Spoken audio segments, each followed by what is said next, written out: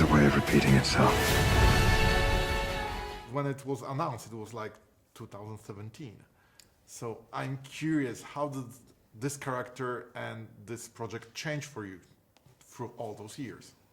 Well, how did it change? Well, I mean, I changed so much. So obviously my perspective of it all changed so much from year to year. I mean, I think we're all growing, even if, you know, I started a bit younger, but we've all feel like we've changed so much throughout. But yeah, and that kind of changes the way you see everything in life, including your work. So Yeah, because every season for your character is something different.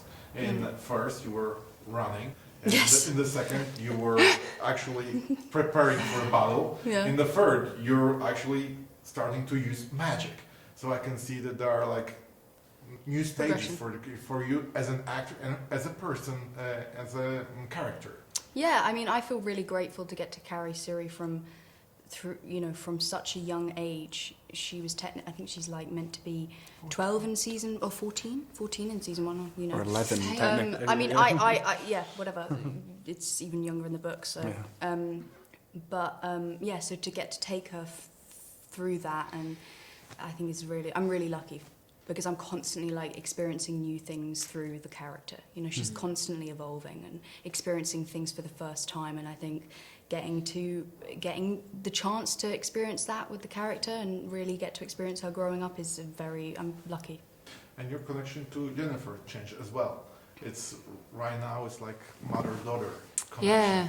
And I'm curious, you guys were swinging for that, or it was something that we are seeing and probably, you know, putting more to it than it is in the real life? Yeah, it's definitely intentional. I think anyone who's read the books knows which way we're headed. But we have, you know, given more. We're seeing more of Yennefer in this in our TV series, so we get to explore that further, and especially in this season, we get to see how that plays out. And that was a surprise to me too, because I had ideas of how I wanted to play Yennefer as a mother or as a mother figure, and that completely changed when we were doing the scenes because of what Freya offered in the moment. You know, we didn't discuss that beforehand. It kind of just organically came to that decision in the moment. So yeah, it was fun.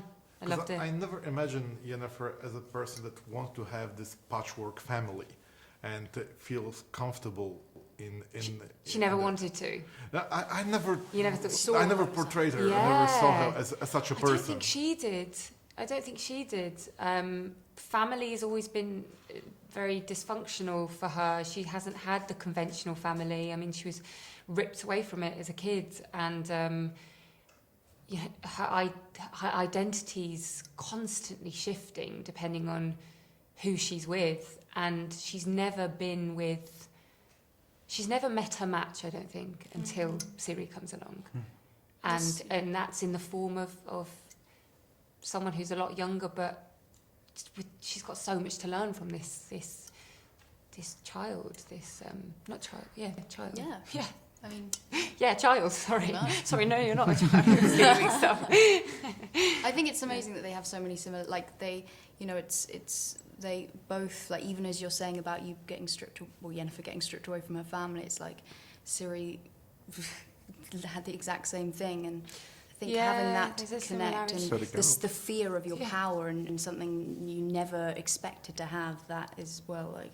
Yeah. And I also think that Ciri has also this threat all the time that her new family will be taken out Completely. from her. That is her biggest fear, constantly ticking away in her brain, is who's going to abandon me next. I know. It's so miserable. It's so miserable.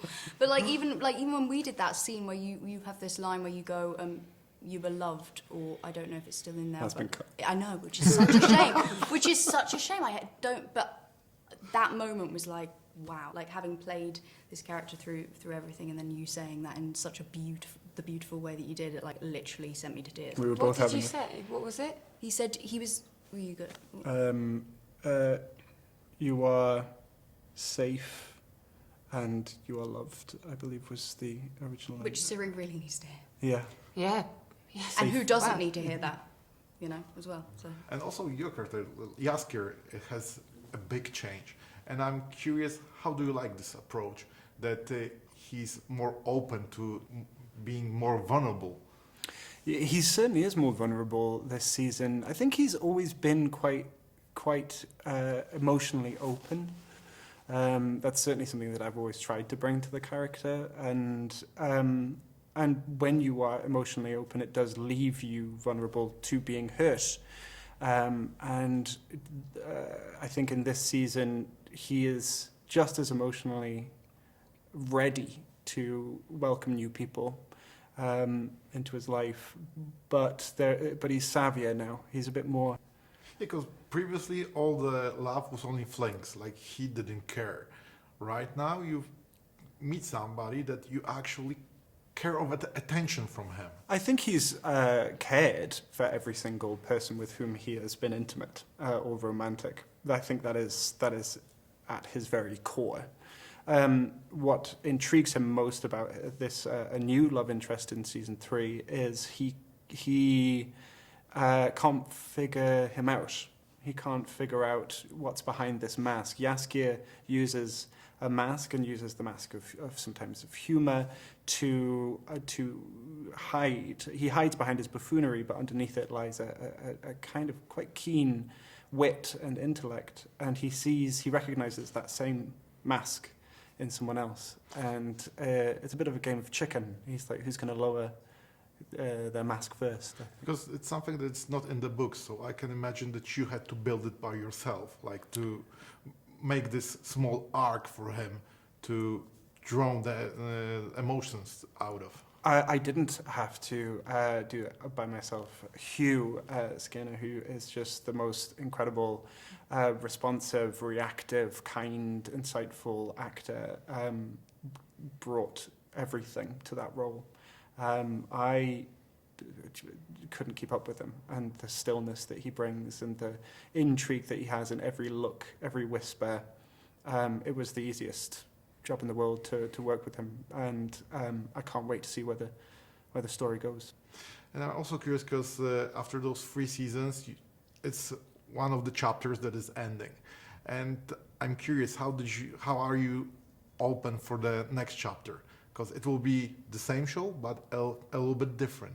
It will be. It's going to be. We're all quite excited. But to be honest, I don't know about you guys, but I haven't really got there yet in my head. No. I think we're going to... Really? We just wanted to get this season Revisiting done. season 3 as well, after so long of, having filmed it.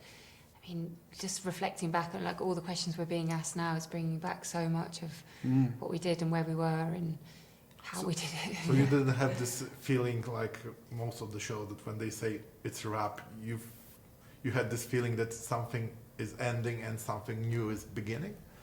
Well, of course we had that, but we didn't Maybe know about Henry's departure at this point. No. So it just felt like another... I suppose the beginning for me at the end of any season is, revisiting Anya.